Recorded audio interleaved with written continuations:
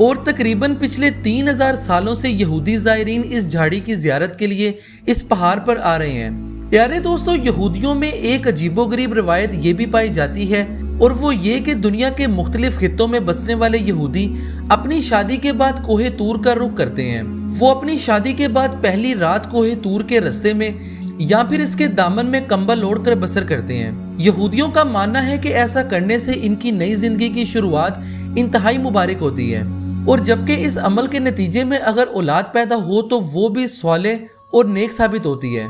कोहे तूर की चोटी के रास्ते में हर किलोमीटर के बाद मुकामी लोगों की जानिब से चाय खाने बनाए गए हैं। इन चाय खानों में अक्सर व बेशतर यहूदी अफराद कंबल ओढ़े एक दूसरे से चिपके नजर आते हैं।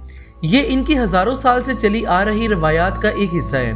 कोहे तूर की चोटी दुनिया का वो वाहिद मकाम है जहाँ तीनों आसमानी मज़ाहिब के ज़ायरीन इकट्ठे होते हैं और एक दूसरे के साथ खड़े होकर अल्लाह ताला के हजूर दुआ करते हैं।